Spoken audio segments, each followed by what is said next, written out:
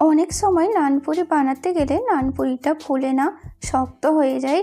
ঠিক তাই তো এই ভিডিওটা যদি আপনারা পুরো দেখেন, স্কিপ না করে, তো এক ভিডিওতেই পুরো নানপুরি বানাতে শিখে যাবেন। আমি স্টেপ বাই স্টেপ পুরোটাই দেখিয়েছি। তো চলো রেসিপি শুরু করা যাক।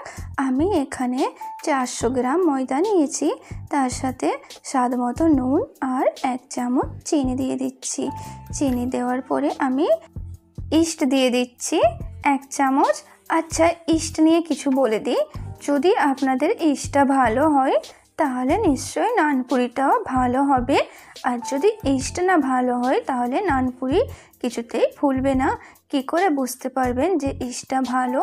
আগে নানপুরি করার আগে ইস্টটাকে হালকা গরম পানিতে দিয়ে রাখবেন। যদি ইস্টটা অ্যাক্টিভ হয় তাহলে বুঝে নেবেন আপনার ইস্টটা ভালো। সব শুকনো উপকরণ একসাথে মিক্স করে নেওয়ার পরে হালকা উষ্ণ গরম পানি আমি দিয়ে দিচ্ছি। অল্প অল্প করে গরম পানি দিয়ে, যেমন কি লুচি পরোটার ডো তৈরি হয় তার থেকে একটুখানি নরম হবে। এই ময়দাটা যত সুন্দর মাখানো হবে অত ভালোই নানপুরিটা হবে। একটু একটু করে গরম পানি দিয়ে একদম নরম ডো হবে।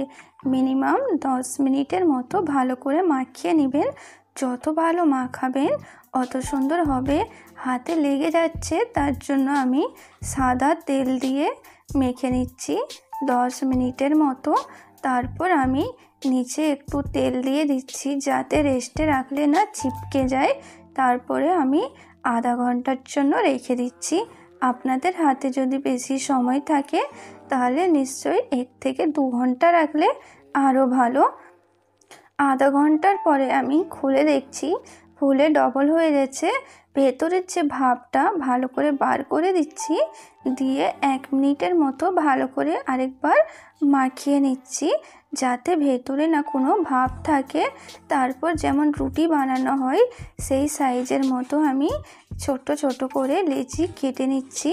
আপনারা চাইলে সাইজ একটু কম বেশি করে নিতে পারেন। হয়ে গেছে আমার এখানে লেচিটা কাটা। তারপর আমি এক এক করে বেলে নেব। প্রথমে সাদা তেল দিয়ে তারপরে আমি এইটা বেলে নিচ্ছি, যেমন কি লুচি হয় সেই রকম সাইজেরই বেলছি। নানপুরির ডোটা খুব নরম হয়, তার জন্য খুব আলতো হাতে বেলতে হবে। যদি জোরে বেলেন তাহলে একদিকে পাতলা আরেক দিকে মোটা হয়ে যাবে। প্রত্যেকটা ধার ধার নিয়ে বেলতে হবে, তখন ভালোভাবে ফুলবে। এক এক করে আমি সব বেলে নিচ্ছি পুরি।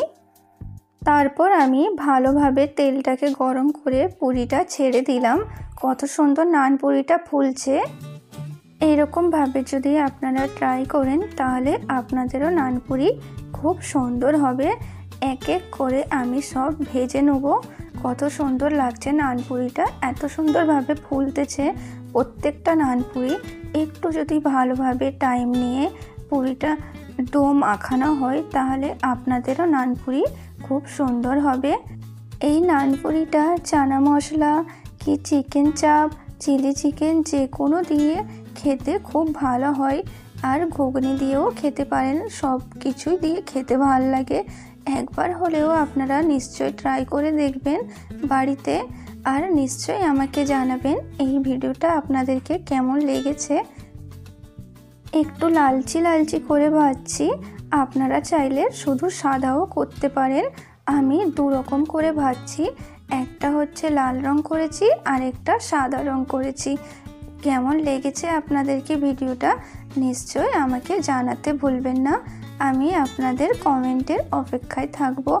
আর অন্য কিছু ভিডিও যদি আপনাদের দেখার থাকে তাহলে আমাকে নিশ্চয়ই কমেন্ট করে জানাবেন।